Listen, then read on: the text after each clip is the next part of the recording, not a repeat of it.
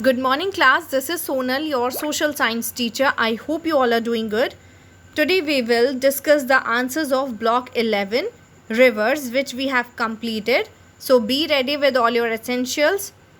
Keep your content book, workbook and notebook with you and match your answers. Let's match practice questions. Question 1 is underline the correct word. So question A is rivers are formed when water flows from high to low ground. Answer is from high to low ground. Next is the route a river takes is called its course. Middle course, upper course, lower course. And next is rivers are an important source of water. Next, a river has moving water, not still water. Next question is how are rivers formed? So rivers are formed when water moves from higher to lower ground following a particular path. Next question is what is a source of a river? Mention two ways in which a river gets water at its source. So a source of a river is the place where it originates or begins from. The river may get its water from melting of snow, as in the case of snow-fed rivers, or from rainwater, as in the case of rain-fed rivers. Next question is how is a waterfall formed? Give two examples of waterfalls. So a waterfall is created when a river flows through mountains and falls down a steep slope. This creates a waterfall. The Victoria Falls and the Niagara Falls are examples of waterfalls. And Angel Falls in Venezuela is the largest waterfall in the world. Next, question 5. How does a river flow in its maturity stage? What is its speed like? In the maturity stage, a river carries small rocks, soil and pebbles to deposit some of these materials along its bank. It also deposits some sand on the riverbed. The speed of the river in this stage becomes slower. Next is question 6. How does a river flow? How are tributaries formed? Give two examples of tributaries. So when smaller streams known as tributaries join a river, it grows in volume. For example, the Chenab is an important tributary of the Indus. The Yamuna is a tributary of the Ganga. So tributaries are formed when smaller streams join a river. Next question 7. How does a river flow in its old age? Why? What does it look like? In this stage, in old stage, the river enters the plains. The water is full of river sediments, soil and sand that get deposited on the riverbed. The river may look brown and muddy in this stage. Next question is, does a river always end in a delta? Explain and give an example. A river does not always end in a delta. A delta is a triangular formation of a river caused by the deposition of silt at the mouth of a river. Sometimes a river flows directly into a sea by cutting deep valleys near its mouth. The deep cut mouth of a river is called an estuary. The Narmada river has an estuary. So, river does not form delta always. Now open your workbook. So question 1. We have already discussed this question, so I'm not going to discuss it. Next question 2. Identify the water body shown in the picture. Give 3 reasons why this is important to us. So the water body shown in the picture is a river. So the water body shown in the picture is a river. The water can be used for different purposes such as animal rearing. It is very useful for farming, drinking, and for producing electricity. Next question. Shyam has to travel from Haridwar to Rishikesh, which is on the banks of the Ganga river. He does not have enough money to buy a bus or train ticket. He doesn't have a car either. How should Shyam travel to Rishikesh and why? So since Shyam does not have enough money and the river Ganga flows through Haridwar and Rishikesh, he can take a boat ride to Rishikesh. Traveling by boat would be inexpensive, means less costly for Shyam. Now S2, upper course of a river.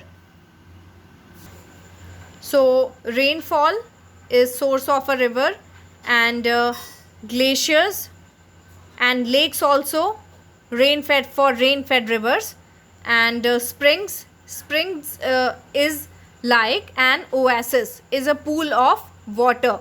So with the heavy rain it can be a source of a river. Next question 2. Write 2 lines on the source of the river Ganga. The Ganga has its source in a melting glacier. Several streams start from the glacier of snow-covered mountains, which later join together to form the river Ganga.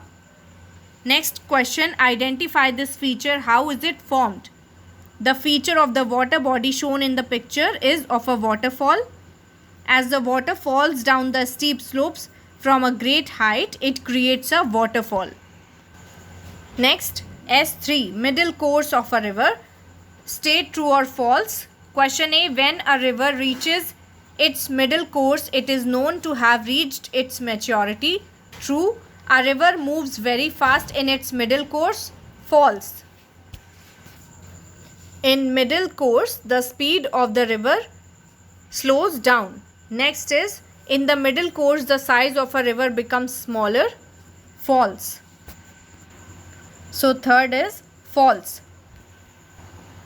Next question is, write any 2 features of a river in its middle course.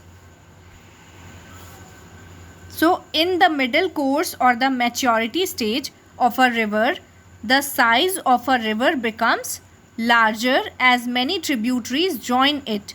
The speed of a river in this stage becomes slower. And in this stage, a river carries small rocks, soil and pebbles and deposits it on the riverbed. Next question 3A is, how is the deposits carried by the river and the shape of the riverbed different from the upper course? So in its upper course, a river carries pebbles, rocks and sand. When it reaches its middle course, it deposits some of these ground particles on the riverbed. In upper course, river carries pebbles and sediments, and in middle course, it deposits these ground particles on the riverbed. This happens because the speed of the river is slower than before, so it does not have the energy to carry along such heavy particles. The shape of the riverbed also becomes flatter, while in the upper course it takes the shape of a V, alphabet V. And you need to draw a river flowing across small hills. In this box you can color it also. Now open your S4, lower course of a river. So match the following. Lower course, old age, type of land, plains, and speed is very slow. Next question 2. 2A. Which stage does the mouth of a river lie in? In this stage, so the mouth of a river lies in the lower stage of a river or old age. Next is, write any 2 features of this stage. So in this stage, the river deposits whatever it brings along with it from the upper and middle stages such as silt and sand, and the river may form estuaries and deltas at its mouth.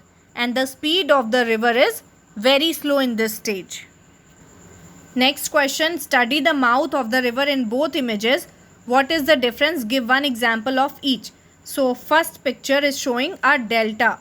A delta is formed over a period of time by the deposit of silt at the mouth of a river. The river cuts through it and then drains into a water body such as sea or ocean. Example, the Ganga, Brahmaputra rivers form a delta. Next picture is showing a estuary. An estuary is formed when a river continues to flow as a stream into a sea without any deposition at its mouth.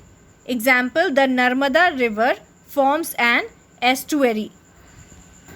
Like river Narmada joins the Arabian Sea through an estuary. Now here are the answers of questions of the day. Question 1 is, which one is not the source of fresh water? Answer is ocean. Next is, which one is rain-fed river? Answer is Godavari. Which rivers form the largest delta in the world? So Ganga and Brahmaputra form the largest delta in the world. Now, which is the largest waterfall in the world? Answer is Angel Falls, Venezuela. So here are the answers of all practice questions and workbook question. If you have any doubt, you can ask. Take care everyone. God bless.